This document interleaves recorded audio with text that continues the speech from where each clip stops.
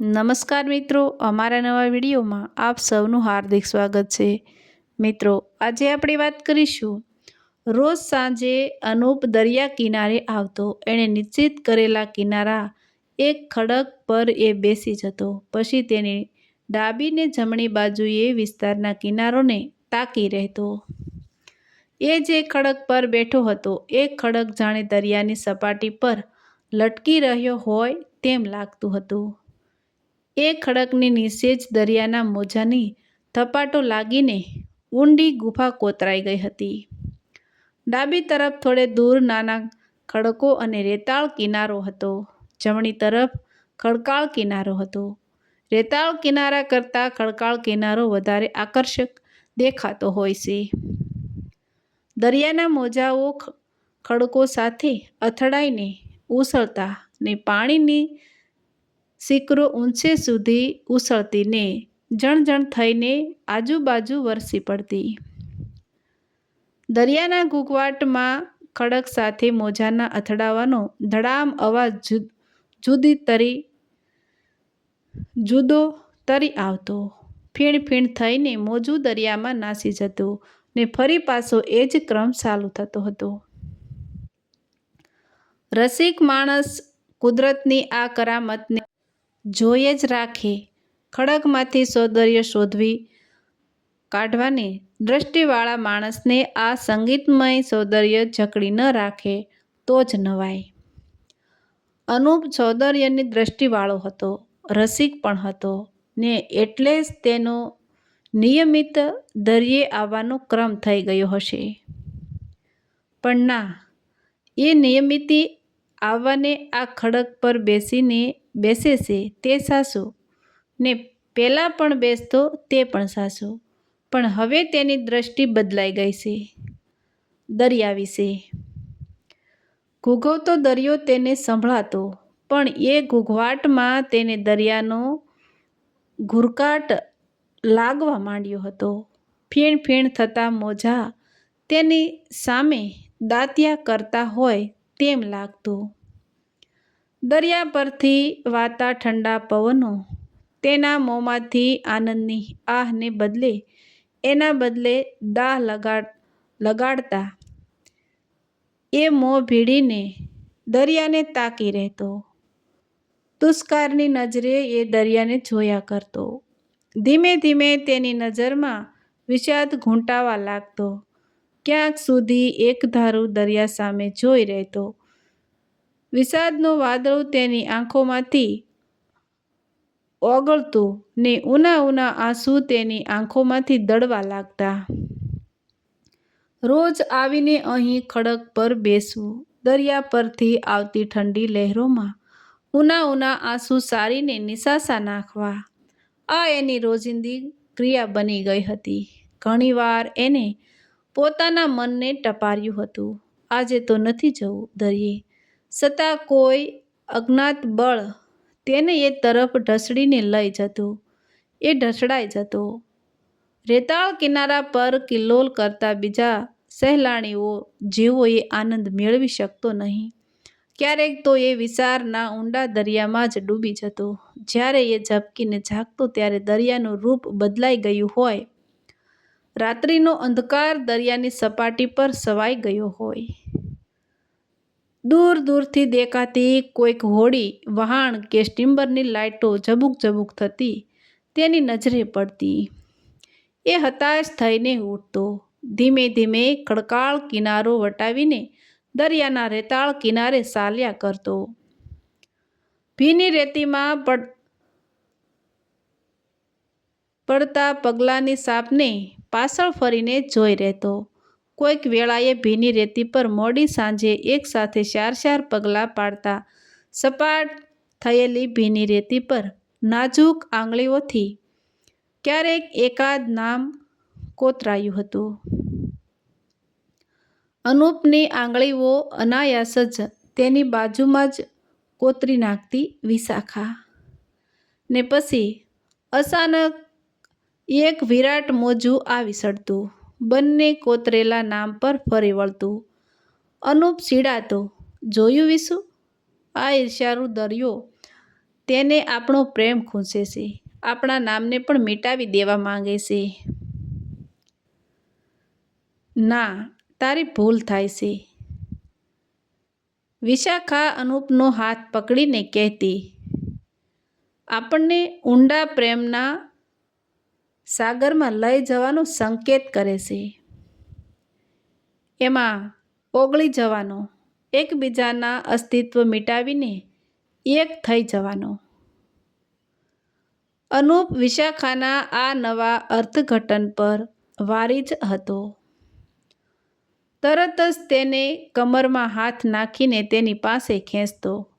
એમ છે ત્યારે કહીને વિશાખાને ભીસી દેતો. તો પછી રાહ કોની જોવાની?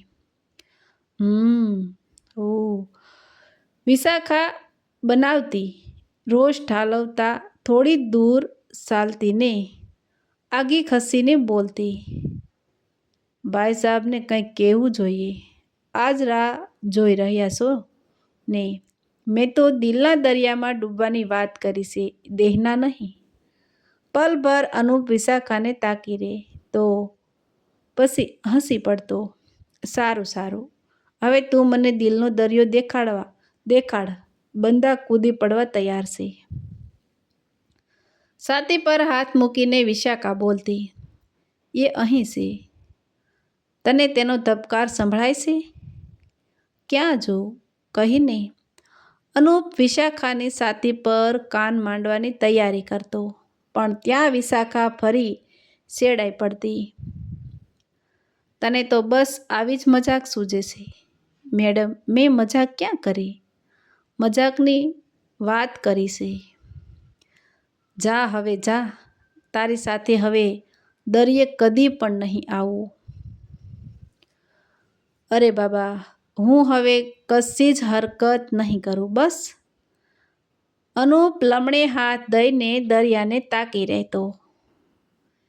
વિશાખા મંદ મંદ હાસ્યની સોળો ઉડાડતી અનુપને તાકી રહેતી.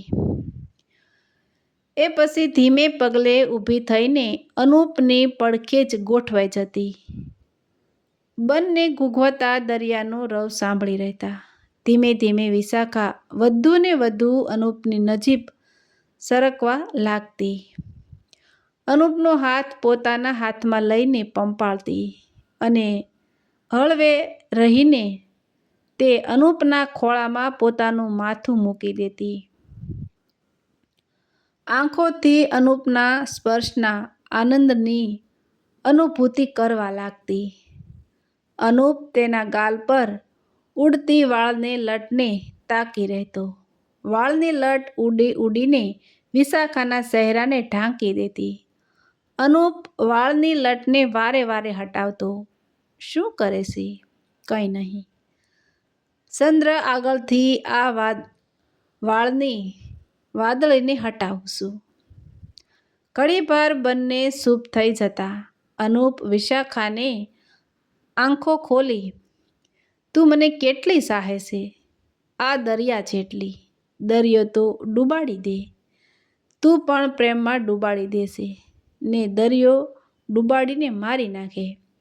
તું પ્રેમમાં ડૂબાડીને ફના કરી નાખે છે. હસતા હસતા અનુપે પોતાનું મોં વિશાખાના હોઠે લગાડી દીધું. અનુપ એવો અવાજ સાંભળતા જ અનુપ ભડકી ગયો. તેના વિચારોની તંદ્રા તૂટી ગઈ. સ્વપ્નની માળા વિખરાઈ ગઈ. ઓહ કરીને એ જાગ્યો ત્યારે દરિયાના પાણી ઉછળતા તેની સામે આવ્યા અને પાછળ જોયું તો સ્વાતિ કંઈક નિદ્રામાં ઊભી હતી.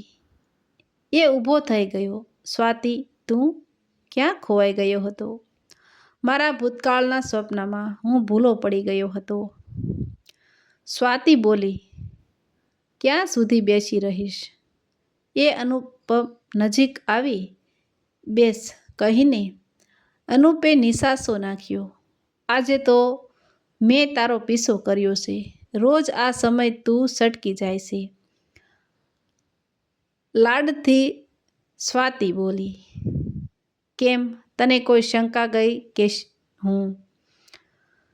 હા, મને એવું જ લાગ્યું તું તારી કોઈ બીજી પ્રિયતમાને મળવા ચાલ્યો આવે છે એવું. સ્વાતિ હસી. અનુપે તેનો ઉત્તર ન આપ્યો. તેનું અંતર ખળભળી ગયું. એ દરિયાના મધ્યમ ભાગે તાકી રહ્યો. સ્વાતિએ નજીક જઈને અનુપનો હાથ હાથમાં લીધો. અનુપે સ્વાતિ સામે જોયું. દરિયાકાંઠે માણસ દિલ બદલાવવા આવે છે ને તું વિષાદમાં કે વીંટળાઈ ગયો લાગે છે. સ્વાતિ તારી વાત સાચી છે. મને દરિયો સુખ આપી શકતો નથી. સ્વાતિ હસીને બોલી. દરિયો સુખ ન આપી શકે? અરે માણસ તેને જોઈને જ હળવો થઈ જાય હશે. પણ મારા માટે એવું નથી. કેમ એમ બોલે છે તું? એ તું નથી જાણતી. મેં તને જણાવ્યું ક્યાં છે હજી? આપણો પરિચય તાજો છે. અનુપ વાક્ય ગળી ગયો. જો મેં તને પહેલી નજરે જોયો ત્યારથી જ મેં તને દિલથી સ્વીકાર્યો છે. તું મારી આંખોમાં જો અનુપ, મારા હૃદયને પૂછ. તને હજી મારા વિશે શંકા છે? તું મારાથી દૂર દૂર હોય એવું મને શા માટે લાગ્યા કરે છે? સ્વાતિના અવાજમાં ઉત્તેજના અને દુઃખ બંને હતા. નહીં નહીં સ્વાતિ, નહીં. તું કંઈ ગેરસમજ નહીં કરતી. તારા માટે મારા હૃદયમાં સ્થાન છે. સાચું સ્થાન. છતાં એ જ જૂનું સ્થાન હજી ખાલી થઈ શક્યું નથી. થઈ શકે એમ નથી ને એટલે જ કદાચ હું અહીં દરિયે આવી ચડું છું. અનુપના મોં પર વેદના લીપાયેલા વાદળાને સ્વાતિ તાકી રહી. એ જાણતી જ હતી કે અનુપ કોની વાત કરે છે, પણ એને થયું ગમે તે હોય અત્યારે અનુપને કંઈ જ પૂછવું નથી. તેથી તેને વાતનો વિષય બદલાવતા કહ્યું, જો અનુપ, આ દરિયાના મોજાઓ ખડક સાથે અથડાઈને કેવી ધ્વનિ ઉત્પન્ન કરે છે નહીં? પણ સ્વાતિ ક્યાં જાણતી હતી કે જે વાતથી તે અનુપને દૂર કરવા માંગતી હતી તે જ વાતમાં તેને ધકેલી રહી હતી. નહીં સ્વાતિ, નહીં. એ દરિયાનું મોજું નથી. એ મોતનો કોળિયો છે. અનુપ ઉશ્કેરાઈ ગયો. સ્વાતિ તેના રૂપ જોઈને ડઘાઈ ગઈ. તું આ દરિયાને નથી ઓળખતી સ્વાતિ, નથી ઓળખતી. આ તેનો ઘૂંઘવાટ નથી, એ રાક્ષસી અટ્ટહાસ્ય છે. એને બીજાને તડપાવતા જોવાની મજા આવે છે. એ મારી ક્રૂર મસ્કરી કરે છે. અનુપ આવેશમાં આવીને ધ્રુજવા લાગ્યો.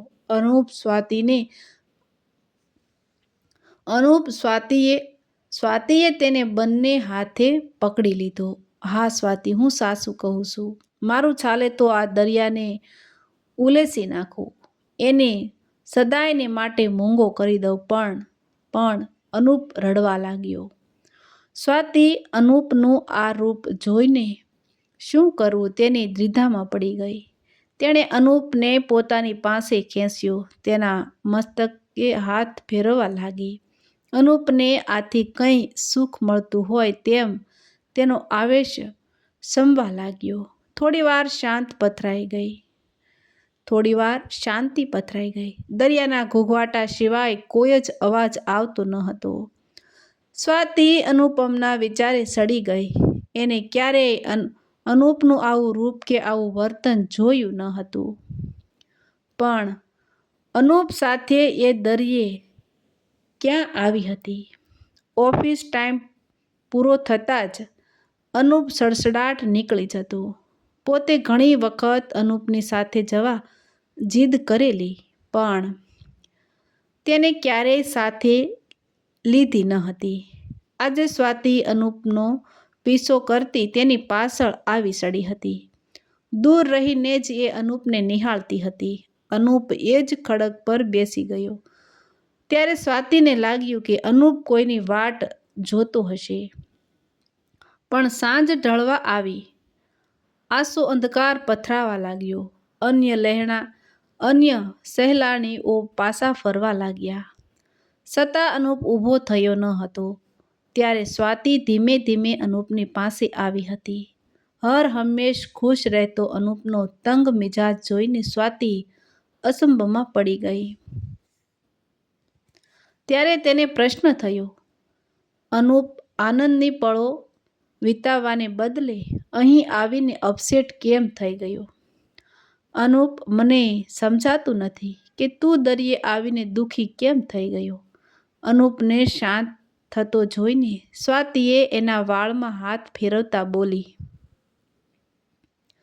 સ્વાતિ, હું દુઃખી થવા દરિયે આવું છું અને કંઈક શોધવા, મારી ભૂતકાળની સ્મૃતિઓને એકઠી કરવા, પણ આ બેરહમ દરિયો મારા દિલમાં દાહ જગાડે છે. સ્વાતિ, દાહ. અનુપનો ચહેરો ફરી દુઃખથી ઘેરાવા લાગ્યો. અનુપ, તારું આ કારણ મને નહીં જણાવીશ? હેતભરી નજર સ્વાતિએ અનુપ તરફ નાખી. જરૂર, ક્યાંક તો મારે ઉભરો ઠાલવવો જ છે. કોઈના ખોળામાં માથું નાખીને મુક્ત મને રડવું છે. આજ સુધી તારાથી ગુપ્ત રાખેલ વાતનો પડદો ઉપાડીશ જરૂર. અનુપ પેલા ખડક પર બેઠો. અનુપની સામે સ્વાતિ બેઠી દરિયાની સપાટી પરથી ઉડતા તરંગો જોવા લાગી. સ્વાતિ, અનુપે કહ્યું. સ્વાતિની નજર અનુપ સામે મંડાય. તેના મુખ પર વેદના લીપાયેલી હતી. મારા દિલમાં હજીએ એ ઘટનાના ભયાનક પડઘા પડી રહ્યા છે. સ્વાતિ, આવી જ એ સાંજ હતી. હું ને વિશાખા. અનુપમ અટક્યો અને સ્વાતિ સમકી. હા સ્વાતિ, તું મારા જીવનમાં આવીને પહેલા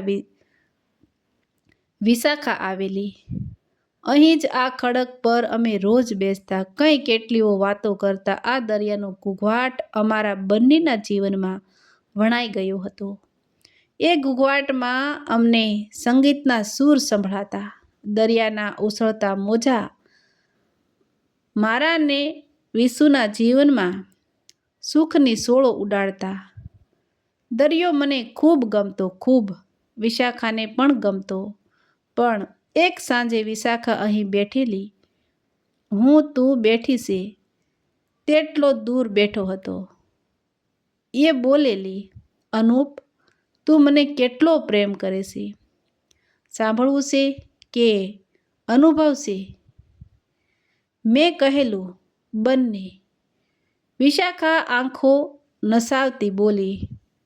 હું તેની પાસે જવા ઊભો થયો. ડગલું ઉપાડ્યું. વિશાખા પણ ઊભી થઈ.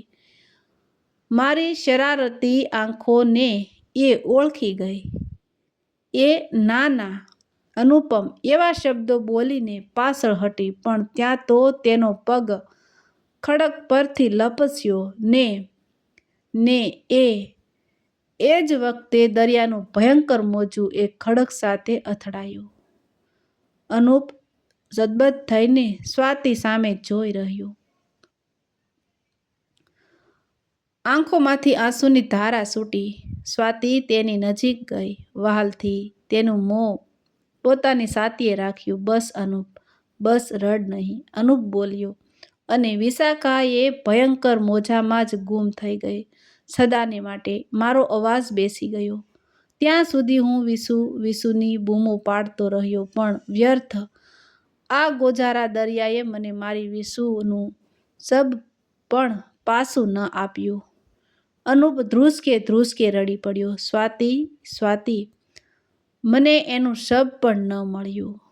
સ્વાતિ અનુપમની વાત સાંભળીને દ્રવી ઉઠી. ઘણી વાર સુધી બંને વચ્ચે ખામોશી તોળાતી રહી. થોડીક ક્ષણો પછી અનુપ થોડો સ્વસ્થ થયો. મારું જીવન શુષ્ક રણ જેવું બની ગયું છે, સાવ સૂકું, ભસ્ટ. અનુપના શબ્દો ડૂમાઈ ગયા. સ્વાતિ હળવેકથી અનુપ પાસે આવી. અનુપનું મોં ઊંચું કરીને તેની આંખોમાં આંખ પોરવીને બોલી, અનુપ, મારી સામે જો. હું તારી વિશાખા તો નહીં બની શકું, પણ તું મને એનું સ્થાન આપીશ. તારા રણમાં હું વીરડી બનાવવાની કોશિશ કરીશ. તારા ઉજળ બગીચાની કૂપળો બનીને હું ફૂટી નીકળીશ. મને તારા દિલમાં સ્થાન આપીશ. હું તારા જીવનમાં ફરી દરિયાને ઘોઘવતો કરીશ. અનુપ ક્યાંય સુધી સ્વાતિના ચહેરાને તાકી રહ્યો. સ્વાતિની સચ્ચાઈ તેણે અનુભવી. ત્યાં કોઈ શબ્દની જરૂર ન હતી. સ્વાતિના ચહેરામાં ધીમે ધીમે તેને વિશાખાનો ચહેરો ઉપસતો લાગ્યો અને અનુપે પોતાના બંને હાથની બાહોમાં સ્વાતિને જકડી લીધી.